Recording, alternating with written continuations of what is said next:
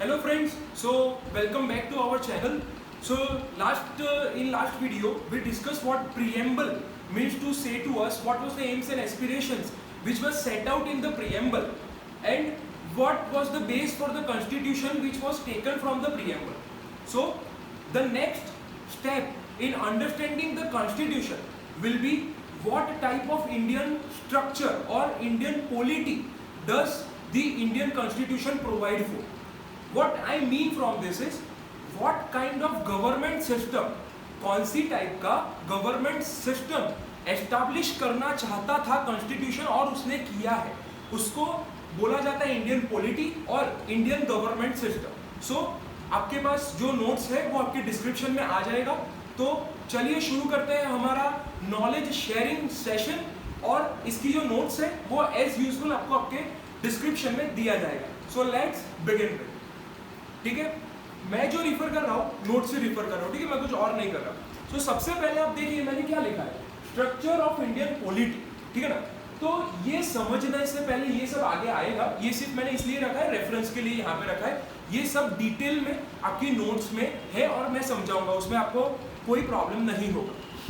सो यहाँ पे लिखा है भाई structure of Indian polity. What do we mean by structure of Indian policy, Indian polity? That is our question number 1. What do we mean by the structure of Indian polity? Here we will understand what kind of government system does Constitution provide for. Constitution of India जो India के independence के बाद establish किया गया था कि भाई this will be the supreme law of land. Constitution of India हमारे देश का सबसे इम्पोर्टेंट लॉ रहेगा और उसके कंटेक्स्ट में या तो बोला जाए तो उसके व्हाट वी से साथ में ही सब लॉ बनेगा और देश चलेगा. तो भाई हम यहाँ पे क्या समझेंगे, प्रीएम्बल की बात क्या समझना पड़ेगा, इंडियन गवर्नमेंट का कौन सा सिस्टम कॉन्स्टिट्यूशन ने प्रोवाइड किया है हमको. So how a constitution organise the power between central and sub national government, that is the state government. यहाँ पे मेन चीज क्या है, बहुत फीचर्स है, बहुत सारे फीचर्स है, लेकिन जो मेन चीज है जो हमें पॉलिटी में समझना है वो क्या है, कॉन्स्टिट्यूशन ऑफ इंडिया पावर जो होता है देश को चलाने का वो स्टेट और सेंट्रल गवर्नमेंट, मतलब Gujarat government, Maharashtra government, Andhra Pradesh government और Indian government, central government Modi ji, उनके बीच में पावर कैसे डिस्ट्रीब्यूट किया है एक देश को चलाने का, वो कॉन्स्टिट्यूशन का जो उसका मोटो था वो हमें यहाँ पे समझना है. ठीक है. Each form of government system has different process, structure and characteristics. अभी अगर फेडरल सिस्टम किया तो उसका ये कैरेक्टरिस्टिक्स है, अगर यूनिटरी सिस्टम किया तो उसका ये कैरेक्टरिस्टिक्स है. मतलब अगर कॉन्स्टिट्यूशन ऑफ इंडिया हमें प्रोवाइड करता है कि भाई हमें ये टाइप का सिस्टम अप्लाई करना है इंडिया के लिए, तो ये उसके कैरेक्टरिस्टिक्स होने चाहिए जो उसको फॉलो करना पड़ेगा. या तो फिर यूनिटरी करना है तो फिर ये टाइप का स्ट्रक्चर होना चाहिए जो इंडियन कॉन्स्टिट्यूशन में प्रोवाइड किया होना चाहिए. तो हम समझते हैं कि भाई कौन सा प्रोवाइड किया है. ठीक है. So first question is solved. Let's come to the next question. How many type of government system are there, how many type of polity can be established. So मोटा मोटा ऊपर से समझते हैं दो टाइप का मेजर सिस्टम है जो पूरे वर्ल्ड में है. एक है ये हमारा फेडरल सिस्टम, ठीक है, दूसरा है हमारा यूनिटरी सिस्टम. अभी मैं आपको बताऊं तो मैक्सिमम स्टेट्स जो कंट्रीज है उसमें फेडरल है, मैक्सी और मेजर बहुत माइनर कंट्रीज, मतलब बहुत नहीं, थोड़ी सी कंट्रीज है जिसमें यूनिटरी है. चाइना सबसे बड़ी कंट्री है जिसमें एक unitary system of government polity है. ठीक है. सो हम आगे वो समझेंगे, आगे कैसे आएगा वो मैं आपको सब बताऊंगा. So let's begin with our second question. Basically there are two type of government system which can be provided for in the constitution which are as follow. देखिए आपको पिक्चर दिखेगा. एक तो फेडरल सिस्टम में क्या है ना, एक पार्लियामेंट है, एग्जाम्पल के लिए पार्लियामेंट, नीचे नीचे और पार्लियामेंट है. इसका मतलब क्या है, पहले ही पार्लियामेंट में बैठेंगे मोदी जी, सेकंड में बैठेंगे रूपाणी जी, थर्ड में बैठेंगे उद्धव ठाकरे जी, फोर्थ में बैठेंगे वाईएसआर जो आंध्र प्रदेश के अपने चीफ मिनिस्टर है वो बैठेंगे, पांचवें में कर्नाटका के येदियुरप्पा जी बैठेंगे. ठीक है. तो ये क्या दिखाता है, एक सेंट्रल गवर्नमेंट है और बाकी सारी स्टेट गवर्नमेंट है, और उन दोनों के बीच में डिस्ट्रीब्यूशन ऑफ पावर किया गया है कॉन्स्टिट्यूशन में ही. ये इंडियन पॉलिटी आप देख सकते होंगे, आपको याद आ रहा होगा, हाँ जी ये तो इंडियन है. ठीक है ना, प्रैक्टिकली देखते हो ना. दूसरा क्या है, यूनिटरी सिस्टम, ये वाला यूनिटरी सिस्टम। वो क्या कहना चाहता है, एक ही पार्लियामेंट है, Modi ji is the first and foremost. Modi ji बोले हो गया, रूपानी जी का कोई से नहीं, उद्धव जी का कोई से नहीं, मोदी जी बोले खत्म, वो यूनिटरी। ऐसा चाइना में है, वहां के प्रेसिडेंट जो बोले खल्लास है। फिर एक ही हाउस है, दो ये स्टेट सेंटर के बीच में कोई डिस्ट्रीब्यूशन ऑफ पावर नहीं है, यहाँ पे फेडरल में है, ठीक है। सेकंड क्वेश्चन था कितनी टाइप की पॉलिटी हम एस्टैब्लिश कर सकते हैं, तो दो टाइप की भाई, फेडरल, यूनिटरी, ठीक है। अभी आ जाते हैं कि भाई चलो बोलते हैं कि हमने एक कॉन्स्टिट्यूशन बोलता है इंडिया का कि भाई हम फेडरल पॉलिटी करते हैं, तो फेडरल पॉलिटी का ये जो कैरेक्टरिस्टिक्स है वो उसे फॉलो करना रहेगा। तो वो कैरेक्टरिस्टिक्स क्या कहना चाहता है, उसका मीनिंग क्या होता है, what is the idea behind this characteristics, वो हमने डिटेल में आपकी नोट्स में दिया है। आप वहां से आइए, हम वहां से पढ़ेंगे, ठीक है। फेडरल सिस्टम के features, number 1, dual government. Now what do we mean by dual government, पहले नोट्स पढ़ लेता हूँ, लिटरल मीनिंग बताता हूँ, फिर मैं आपको जनरल इंस्टेंस बताता हूँ। Dual government, there will be delegation of power of government between central and state government, central government and state government. So what do we mean by that? जो यहाँ पे पावर मतलब क्या है, XP नहीं, PUBG नहीं चल रहा, यहाँ पे क्या आएगा, पावर मतलब क्या, लेजिस्लेटिव पावर, जो लॉ मेकिंग पावर है, जो एक legislative administrative law making power है, वो डिस्ट्रीब्यूट किया जाएगा कॉन्स्टिट्यूशन में ही between centre and state government, ठीक है। देखिए यहाँ पे लिखा है Indian government and Gujarat government. अभी इसमें और डिटेल की बातें हैं, वो हमने नीचे कवर की है, इंडिया के कंटेक्स्ट में वो क्या है वो नीचे मैं आपको बताऊंगा। दूसरा कैरेक्टरिस्टिक्स क्या है, फर्स्ट कैरेक्टरिस्टिक्स अपना हो गया कि भाई ड्यूअल गवर्नमेंट होना चाहिए, मतलब there shall be one central government and other there shall be many of the state government, respective states जितने हैं उतना स्टेट गवर्नमेंट होना चाहिए, और उन दोनों के बीच में डिस्ट्रीब्यूशन ऑफ लेजिस्लेटिव पावर होना चाहिए।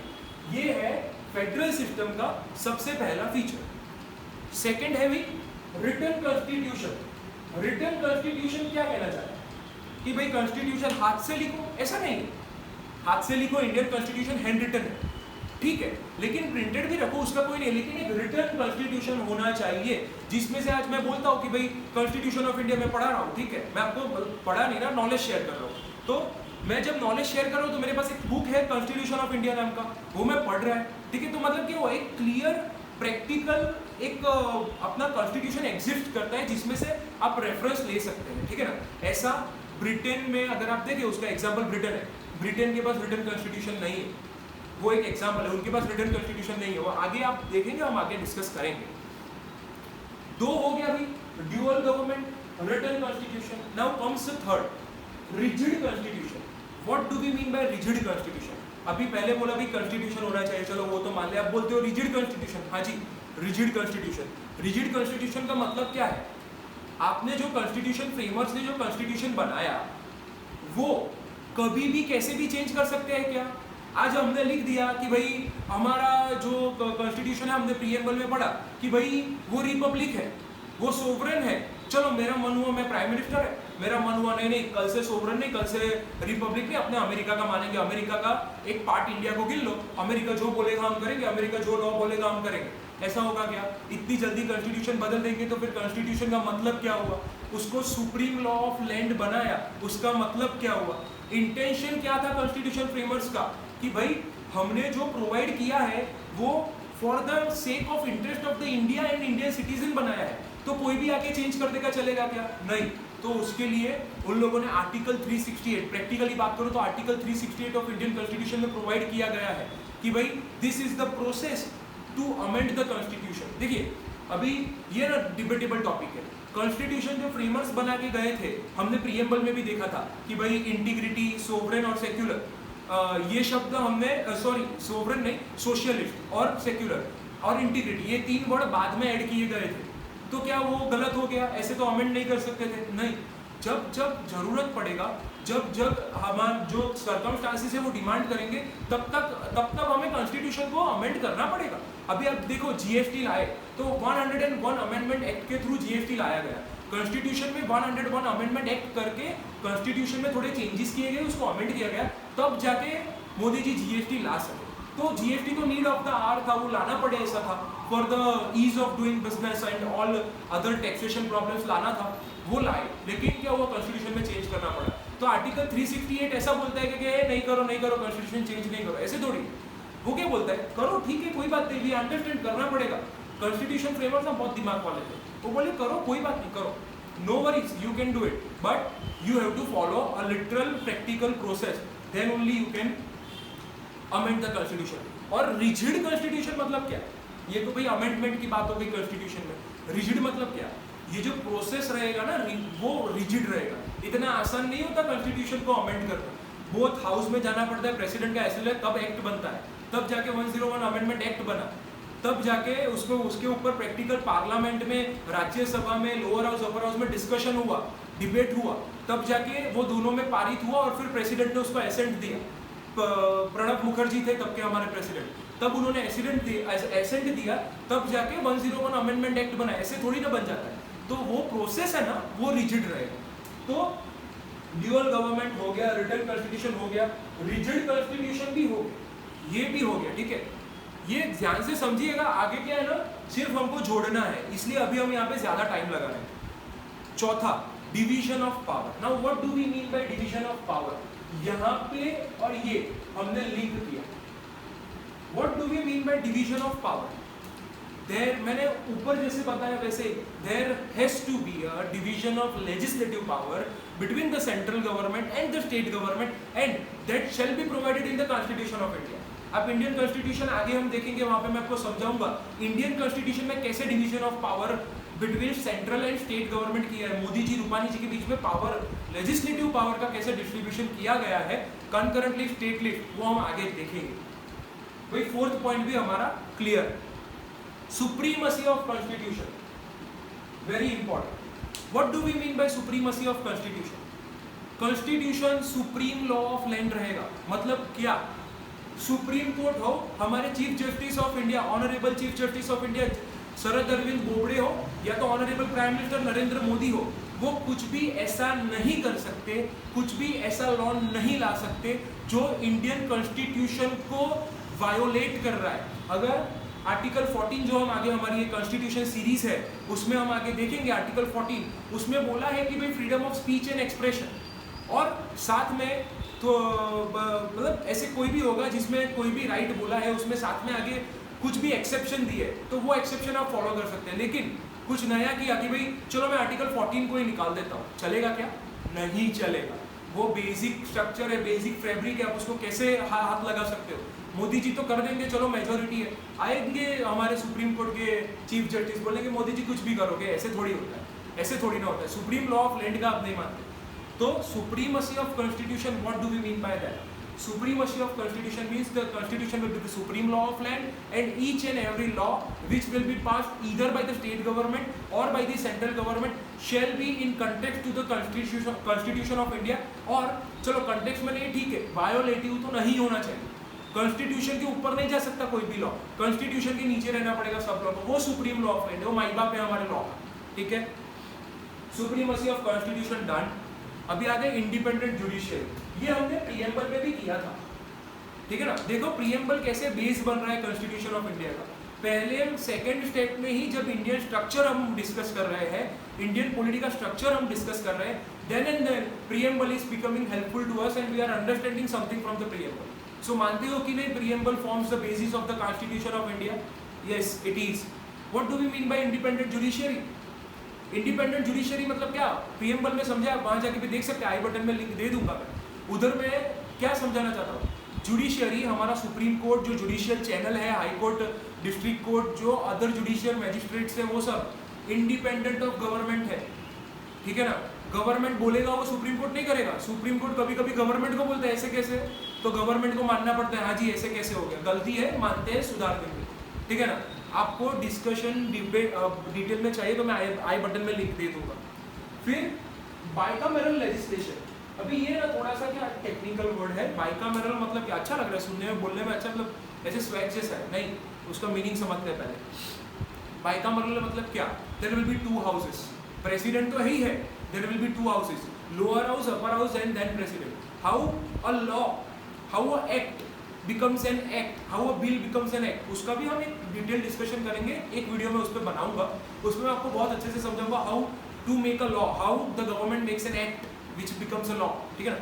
तो वो बनाने के लिए there shall be 2 house, upper house जो हमारे इंडिया में है लोकसभा, सेकंड इज राज्यसभा और थर्ड इज प्रेसिडेंट। लोकसभा में पास करो, राज्यसभा में पास करो, प्रेसिडेंट के पास साइन करा लो। इसमें भी बहुत सारे एक्सेप्शन और ऐसे ऐसे उल्टा सुल्टा होता है, मैं आपको बात वो एक जब अलग वीडियो बनेगी ना तब हम डिस्कस करेंगे। फिर क्या आएगा भाई, इतना तो हमने देख लिया फेडरल सिस्टम का ये फीचर है, वो हमने एकदम डिटेल में अंडरस्टैंड कर लिया है, ठीक है। अभी हम आ जाते हैं भाई what is the features of unitary system. तो पहला क्या लिखा है, opposite of all federal feature, ठीक है ना। ये जो हमने डिस्कस किया उसका ऑपोजिट तो पहले ले ही लो कि भाई यहाँ पे ड्यूअल गवर्नमेंट है, यहाँ पे सिंगल गवर्नमेंट है, यहाँ पे सुप्रीमसी ऑफ कॉन्स्टिट्यूशन है, यहाँ पे इट मे और मे नॉट बी देयर, ठीक है। तो उसका ऑपोजिट फीचर पहले हम डिस्कस कर लेते हैं, ठीक है। सिंगल गवर्नमेंट यूनिटरी सिस्टम का फर्स्ट फीचर है, पहला फीचर है जो सिंगल गवर्नमेंट है। What do we mean by single government, भाई एक ही मोदी जी है, बस मोदी जी बोले खत्म बात, ठीक है ना। What Modi ji says is first and foremost and is final, ठीक है। और रूपानी जी क्या बोले, फिर उद्धव जी क्या बोले, और कोई क्या बोलता है उससे हमको कुछ लेना देना नहीं है। एक ही गवर्नमेंट है, central government, there is no distribution of power, no state government, what centre will say will be the final, ठीक है। ये हमने समझा। लेकिन इसमें क्या होता है ना, कभी कभी सिंगल गवर्नमेंट होते होते भी स्टेट गवर्नमेंट फॉर्म की जाती है, लेकिन स्टेट गवर्नमेंट फिर क्या करती है, जो मोदी जी बोले कि रूपानी जी आप सिर्फ और सिर्फ ये मैटर देखेंगे, तो वो सिर्फ वो मैटर देखते हैं, बाकी की जो स्टेट की मैटर है वो फिर से मोदी जी देते हैं। जो मतलब इसका मतलब क्या हुआ, only the power which is delegated by the central government will be exercise by the state government, ठीक है। लिस्ट बिस्ट कुछ नहीं होता। मोदी जी बोले कि ठीक है रूपानी जी आप इस पे लॉ बनाओ, बस खत्म, उससे ज्यादा कुछ बातचीत नहीं चाहिए, बाकी का सब मैं देखेगा, ठीक है ना। वो हुआ सिंगल गवर्नमेंट, ठीक है। फिर दूसरा क्या है भाई, रिटन कॉन्स्टिट्यूशन। ऑपोजिट है ना, मैं यहाँ से समझा था। रिटन कॉन्स्टिट्यूशन यूनिटरी में रिटन हो भी सकते हैं, नहीं भी हो सकता, हमने देखा ब्रिटेन में रिटन नहीं है, वहां पे पार्लियामेंट इज फोरमोस्ट, उनका रिटन कॉन्स्टिट्यूशन ही नहीं है। रिजिड कॉन्स्टिट्यूशन, उसका ऑपोजिट क्या हुआ, फ्लेक्सिबल कॉन्स्टिट्यूशन। हाँ होता है, there might be a process to amend the constitution, but that might be very flexible. मतलब क्या कि एज एन एग्जाम्पल लेते हैं, मैं किसी प्रैक्टिकल एग्जाम्पल है थियोरेटिकल, मैं प्राइम मिनिस्टर है, ऐसा प्रोसेस कॉन्स्टिट्यूशन में लिखा है, प्राइम मिनिस्टर साइन कर देगा, खत्म। तो ये तो क्या हुआ, फ्लेक्सिबल ही हुआ ना, कुछ भी कर सकता हूँ मैं तो फिर, ठीक है ना। डिवीजन ऑफ पावर, यूनिटरी में नो डिवीजन ऑफ पावर, मतलब क्या, सेंटर स्टेट के बीच में लेजिस्लेटिव पावर का डिवीजन नहीं है, बोला ना। अगर एस्टैब्लिश करते हैं तो भी क्या, only the power which is delegated, सिर्फ ये मैटर, तो फिर यही मैटर पे रूपानी जी लॉ बनाएंगे, बाकी पे नहीं बनाएंगे। There is no delegation of power, no division of power, ठीक है। Delegation is wrong word, no division of power, ठीक है। कॉन्स्टिट्यूशन की सुप्रीमसी नहीं भाई, कॉन्स्टिट्यूशन यहाँ पे सुप्रीम नहीं होता। एग्जांपल ले लो ब्रिटेन का, ब्रिटेन में रिटन कॉन्स्टिट्यूशन भी नहीं है और वहाँ पे कॉन्स्टिट्यूशन सुप्रीम भी नहीं है, वहाँ की ब्रिटेन की पार्लियामेंट जो बोलती है वो सुप्रीम। ब्रिटेन में constitution is not supreme, the parliament of the Britain is supreme, ठीक है। ये यूनिटरी का फीचर था।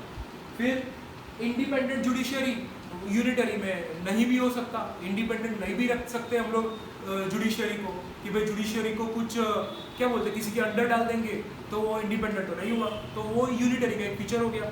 फिर क्या, बाइकार्मल, यहाँ पे यूनिकैर्मल, मतलब क्या, एक ही हाउस है, एक ही हाउस है, बस वही सारे डिसीजन ले रहा है, वही डिस्कस कर रहा है और वही आगे की बातें कर रहा है, दो हाउस है ही नहीं, ठीक है।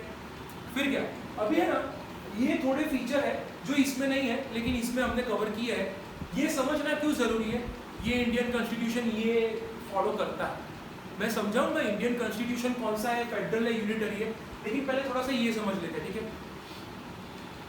What do we mean by single citizenship, what do we mean by single citizenship, आपके नॉलेज के लिए आगे आएगा, फिर भी बता देता हूँ। इंडिया में सिंगल सिटीजनशिप चलता है, ड्यूअल सिटीजनशिप नहीं चलेगा। मतलब क्या, I am an Indian citizen, क्या मैं साथ में कनाडा का सिटीजन हो सकता हूँ, नहीं हो सकता, ठीक है ना। या तो मैं इंडिया का सिटीजन रहूँ या तो मैं कनाडा का सिटीजन रहूँ। ये अक्षय कुमार का केस आप ले सकते हैं प्रैक्टिकल, वो कनाडा के सिटीजन है, इंडिया के सिटीजन नहीं है। अगर वो बन सकते तो दोनों के रहते थे, लेकिन वो यहाँ के नहीं, ठीक है ना, वो वहाँ के, फिर भी बंदा है तो इंडियन, देश दिल से इंडियन है, ठीक है। फिर क्या आता है, emergency provisions. What do we mean by emergency provisions, unitary का फीचर है, यूनिटरी सिस्टम का इमरजेंसी, और ये इंडिया में भी है। इमरजेंसी प्रोविजन मतलब क्या, एक इमरजेंसी प्रोविजन रहेगा जहाँ पे कुछ ऐसी फिनेंशियल है या तो वॉर लाइक सिचुएशन है, कुछ भी टाइप का इमरजेंसी है, तो स्टेट गवर्नमेंट के पास से सेंटर गवर्नमेंट सारा कब्जा ले सकता है अगर प्रेसिडेंट बोले तो। इमरजेंसी प्रोविजन का जो पावर है वो प्रेसिडेंट के पास है। इंडिया की बात कर रहा हूँ, अगर प्रेसिडेंट को ऐसा लग रहा है, वो डिस्कस करेंगे, वो आगे आएगा। कॉन्स्टिट्यूशन सीरीज फॉलो कीजिए, उसमें आगे आएगा what are emergency provisions, what are the power of the president, governor, सब आएगा। पहले यहाँ पे देखते हैं, अगर प्रेसिडेंट को ऐसा लग रहा है कि भाई गुजरात में कुछ भी इमरजेंसी है, कि भाई स्टेट गवर्नमेंट अपना काम नहीं कर सक रही है और ये चल नहीं सकता, कॉन्स्टिट्यूशन के मुताबिक ये स्टेट नहीं चल रहा, क्या करेंगे प्रेसिडेंट? इमरजेंसी डिक्लेयर कर देता हूँ, राष्ट्रपति शासन लग जाएगा। राष्ट्रपति शासन लगना, इमरजेंसी, उसमें भी डिफरेंस है, वो हम बाद में देखेंगे। लेकिन प्रेसिडेंट फिर क्या कर सकता है कि भाई जो तुम्हारी लेजिस्लेटिव पावर है रूपानी जी, वो मोदी जी को दे दो। स्टेट असेंबली की जो लेजिस्लेटिव पावर है पार्लियामेंट में वेस्ट कर देंगे और फिर पार्लियामेंट वहाँ के लिए बनाएगा लॉ। जैसे Jammu and Kashmir reorganisation bill हुआ था, आर्टिकल जो वहाँ से निकाले गए 370, 35 से 370, 35, वो वैसे निकाले गए थे। उसका प्रैक्टिकल एक केस को हम डिस्कस करेंगे कुछ एक्सपर्ट्स को बुला के, ठीक है? आगे फॉलो कीजिएगा। अभी फिर क्या है, residuary article. What do we mean by residuary article? Article 248 है इंडियन कॉन्स्टिट्यूशन का रेसिड्यूअरी आर्टिकल। क्या कहना चाहता है रेसिड्यूअरी आर्टिकल? चलिए एक काम करते हैं, थोड़ा फॉलो कीजिए लास्ट तक, ये लास्ट में आएगा तो बहुत अच्छे से समझ आएगा। स्ट्रॉन्ग सेंटर, ठीक है? स्ट्रॉन्ग सेंटर मतलब क्या, ये भी हम लास्ट में लेते हैं, क्योंकि क्या है ना, लास्ट में मैं जब 3 लिस्ट समझाऊंगा ना, तब आपको समझ आएगा कि भाई ये दो क्या क्यों लास्ट में लिया जा रहा है, ठीक है? अभी हमारा जो लास्ट क्वेश्चन है और मेन क्वेश्चन है जिसके लिए हम ये वीडियो बना रहे हैं, वो डिस्कस करते हैं। What is the structure of Indian polity? Indian polity का क्या स्ट्रक्चर है? इंडियन गवर्नमेंट सिस्टम का क्या स्ट्रक्चर है? इज इट फेडरल और इज इट यूनिटरी? क्या है, ठीक है? तो आपकी नोट्स में पहली लाइन लिखी है और बहुत इंपॉर्टेंट लाइन है, constitution of India is basically federal but with certain unitary features. मतलब क्या भाई, बेसिकली तो फेडरल रखते हैं लेकिन साथ में थोड़ा यूनिटरी भी लेते हैं, कर सकते हैं, मिक्स कर देते हैं दोनों को। इंडियन कॉन्स्टिट्यूशन फ्रेमर्स ने क्या देखा कि आगे जाके इंडिया क्या होगा, आगे जाके इंडिया का क्या नीड होगा, आगे जाके हमें इंडिया, हमारे सपनों का भारत कैसे चाहिए, ठीक है ना? तो जो कॉन्स्टिट्यूएंट असेंबली थी, जो कॉन्स्टिट्यूशन फ्रेमर्स थे, उन लोगों ने क्या किया, थोड़ा फेडरल लिया कि भाई इंडिया की क्या नीड है उसके मुताबिक हम बनाएंगे, हमको ना ही फेडरल रहना है ना ही यूनिटरी लेना है, हमको इंडिया का नेशनल इंटरेस्ट देखना है, ठीक है? थोड़ा फेडरल लिया, थोड़ा यूनिटरी लिया और बना दिया, लेकिन ज्यादा क्या लिया, फेडरल। इसलिए यहाँ पे क्या लिखा है, basically federal but with certain unitary. ज्यादा यूनिटरी लिया होता तो क्या लिखते थे, basically unitary but with certain federal features. नहीं, क्या है, फेडरल ज्यादा लिया। हम डेमोक्रेटिक है ना, हम डेमोक्रेटिक है, डेमोक्रेसी को अवॉइड करते हैं, हमारे यहाँ पे सारे राइट्स है, फंडामेंटल राइट, ड्यूटी सब है, इसलिए क्या है ना, फेडरल ज्यादा हमारे लिए सुटेबल बनता था, ठीक है? इसके लिए हमने ये लिया। तो हम देखते हैं क्या है भाई, लास्ट प्रीएम्बल की वीडियो थी, उसमें भी मैंने आपको बताया था, एक तो बेरूबरी केस डिस्कस किया था और एक केशव नंदा भारती केस 1973, फिर से आ गया केशव नंदा भारती केस, आगे भी आएगा Keshav Nanda Bharati case. Keshav Nanda Bharati versus state of Kerala 1973। क्या कहना चाहता था, कॉन्स्टिट्यूशन का स्ट्रक्चर कैसा है, कॉन्स्टिट्यूशन कैसा स्ट्रक्चर एस्टैब्लिश करता है, उस पर क्वेश्चन मार्क लग गया ये केस में। ये क्या कहना चाहता था भाई, क्या है तुम यूनिटरी हो फेडरल हो, बता तो दो। सुप्रीम कोर्ट के जजेस ने सब डिस्कस किया होगा, सब उन लोगों का डिस्कशन हुआ होगा, सब ग्रेट माइंड थे, तो फिर क्या हुआ, मेजॉरिटी ऑफ जो जजेस थे ना बेंच में, उन लोगों ने क्या किया, उनका ओपिनियन क्या फॉर्म हुआ कि भाई बेसिकली फेडरल ही है, फेडरल सिस्टम इंडियन कॉन्स्टिट्यूशन का बेसिक फैब्रिक बनता है, ऐसा मेजॉरिटी ऑफ जज on the bench of the case law Keshav Nanda Bharati versus state of Kerala 1973, maximum judge on the bench formed an opinion that India has a federal structure which forms the basic of the Indian constitution or the Indian government system। तो क्या बोला, basically तो federal है, लेकिन फिर question क्या होता है भाई, तुम बोल रहे हो बेसिकली फेडरल, ये क्या होता है, पार्शियली फेडरल हुआ ना, मतलब तो बेसिकली मतलब पार्शियली नहीं, चलो 90% फेडरल हुआ, 10% क्या है, यूनिटरी है कि नहीं, तो उस पर डिस्कशन, ठीक है? तो वो देखते हैं, आपकी नोट्स में डिटेल में आप पढ़ लीजिएगा, मैं जनरल इंस्टेंसेस समझा रहा हूँ आपको। ठीक है। तो भाई उसमें जब डिस्कशन चल रहा था, हम अगर डिस्कस कर रहे, चलो आप और मैं डिस्कस कर रहे हैं, क्या बेसिकली फेडरल मतलब क्या 90% फेडरल 10% क्या यूनिटरी ना। तो क्या करेंगे इसके लिए, भाई यही देखेंगे इसके एसेंशियल क्या है और हमारे इंडियन कॉन्स्टिट्यूशन में क्या लिया गया है इसमें से, और ऑन द अदर हैंड क्या देखेंगे इसके एसेंशियल्स क्या है और हमारे इंडियन कॉन्स्टिट्यूशन में क्या लिया है। देखते हैं, बात करते हैं। ड्यूअल गवर्नमेंट है क्या, Gujarat government, Maharashtra government, Andhra Pradesh government, Telangana government और इंडियन गवर्नमेंट, सेंट्रल गवर्नमेंट है क्या, हाँ जी है। रिटन कॉन्स्टिट्यूशन है क्या, प्रीएम्बल में ही बोला था Indian constitution is hand written, मतलब तो है ही है। फिर क्या, रिजिड कॉन्स्टिट्यूशन, हाँ भाई रिजिड कॉन्स्टिट्यूशन आर्टिकल 368 कुछ भी नहीं कर सकते, प्रोसेस है, रिजिड प्रोसेस है, फॉलो करना पड़ेगा, मतलब ये भी है। डिवीजन ऑफ पावर है, बिल्कुल है।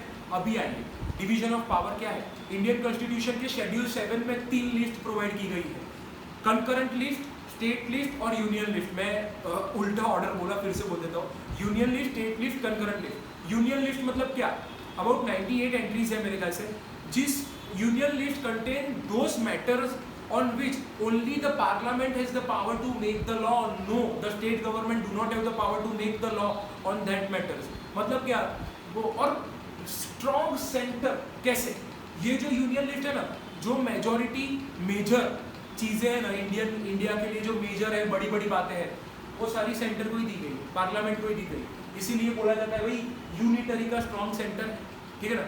स्टेट लिस्ट मतलब क्या, उसमें जो मैटर्स है वो एक स्टेट गवर्नमेंट ही उस पर लॉ बना सकती है, फिर उसमें मोदी जी हाथ नहीं डाल सकते, ठीक है। और कॉन्करेंट लिस्ट मतलब क्या, भाई दोनों लॉ बनाओ, ऐसी मैटर्स है जिस पे दोनों लॉ बना सकते हैं, ठीक है। ये हो गया कॉन्करेंट लिस्ट। अभी आपको बता रहे हैं तो थोड़ा डिटेल में जाना ही पड़ेगा।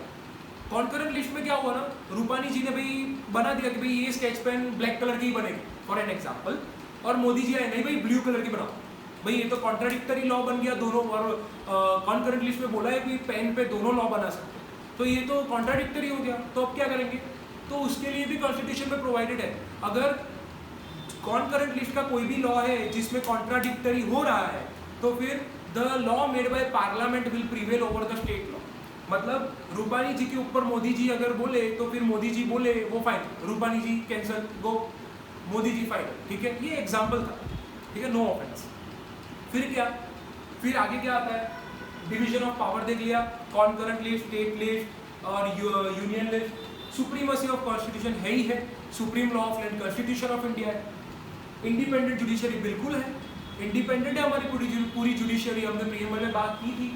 बाइकामेरल लेजिस्लेशन भी है, 2 हाउस है, upper house, lower house, Rajya Sabha, Lok Sabha, ठीक है। तो मतलब फेडरल के तो सारे फीचर आ गए ना, बिल्कुल आ गए, फेडरल के तो सारे फीचर आ गए, मतलब फेडरल तो है ही है। अभी क्या हुआ, एक तो फाइनल हो गया कि भाई फेडरल तो है ही है, लेकिन दूसरी साइड आ जाओ भाई, थोड़ा थोड़ा यूनिटरी भी ले लिया, हमारे वहाँ पे सिंगल सिटीजनशिप है, डिस्कस किया हमने, मतलब यूनिटरी का फीचर है ये तो। इमरजेंसी प्रोविजन भी है, हमने अभी डिस्कस किया, आगे और डिटेल में करेंगे, मतलब है इमरजेंसी प्रोविजन इंडियन कॉन्स्टिट्यूशन में। रेसिड्यूअरी आर्टिकल, आर्टिकल 248, अभी आर्टिकल 248 बाद में बोला था समझाने को, क्या बोलना चाहता है आर्टिकल 248 ऐसा बोलता है, union list, state list, concurrent list, इन तीनों में कोई बात नहीं लिखी। अभी एक कोरोना का जो सिचुएशन है, भाई एकदम अलग सिचुएशन, किसी को पता था क्या कोरोना आएगा, नहीं, तो मास्क पहनना पड़ेगा, किसी को पता था क्या, तो ये तीनों लिस्ट में नहीं लिखा है कि भाई मास्क का, एग्जाम्पल ले रहा हूँ, अगर लिखा हो तो मुझे 98 एंट्रीज नहीं पता, डिटेल में जाएंगे तब डिस्कस करेंगे।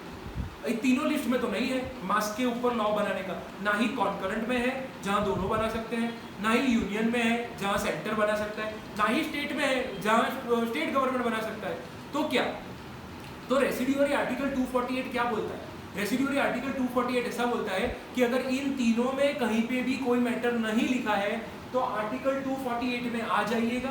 आर्टिकल 248 में ऐसा लिखा है कि भाई जहाँ पे तीनों चीज में कुछ भी नहीं, तीनों लिस्ट में ये मैटर नहीं है, parliament take the power from article 248 which is the residuary article and form the law. Modi ji आए, मास्क पे लॉ बनाए, ऐसा रेसिड्यूअर आर्टिकल में बोला है, क्योंकि मास्क तीनों लिस्ट में नहीं है, तो मोदी जी आए 248 का यूज करें और बना दे, ये तो यूनिटरी हुआ। फिर क्या आता है, स्ट्रॉन्ग सेंटर, बात हो गई। यूनियन लिस्ट में ज़्यादातर मेजर मैटर्स जो इम्पोर्टेंट मैटर है वो सारी यूनियन लिस्ट में डाली हुई, मतलब स्टैंडर्ड स्ट्रॉन्ग है। तो मतलब आप क्या बोलोगे, फेडरल तो सारे ही है, साथ में थोड़े यूनिटरी भी है, इसीलिए ऊपर बोला। इंडियन कॉन्स्टिट्यूशन को हम बोल सकते हैं quasi federal, very important word, थोड़ा यहाँ से लिया, थोड़ा यहाँ से लिया और एक क्वाशी फेडरल मशीनरी बना दिया।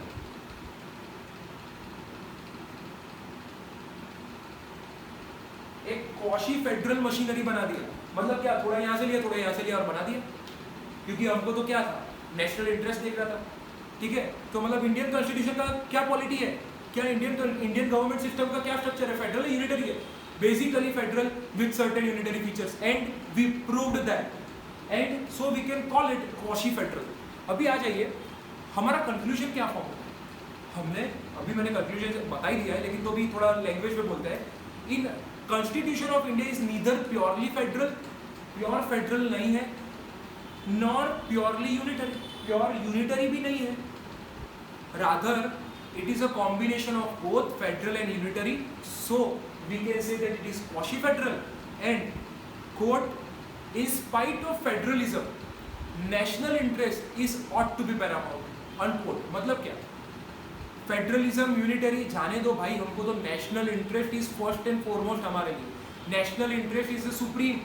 जब कॉन्स्टिट्यूशन फ्रेम हो रहा था तो कॉन्स्टिट्यूशन फ्रेमर्स के दिमाग में क्या था, कॉन्स्टिट्यूशन फेडरल गवर्नमेंट एस्टैब्लिश कर रहा है, यूनिटरी गवर्नमेंट, उस पर हमने नहीं जाना, नेशनल इंटरेस्ट हमारे लिए फर्स्ट एंड फॉरमोस्ट है। अगर नीड लगी तो फेडरल का लेंगे, अगर नीड लगी तो यूनिटरी का लेंगे, वैसा ही किया गया है and we proved it. So this was all about the structure of Indian polity, we have discuss it in a quite detail in this time, और डिटेल में आप फॉलो कीजिए, पूरी कॉन्स्टिट्यूशन की सीरीज आएगी, आगे आप देखेंगे बहुत सारी इंटरेस्टिंग चीज़ें आएगी, एंड हमारा जो नॉलेज शेयरिंग सेशन है हम जारी रखेंगे। Thank you for giving us your time, have a nice day.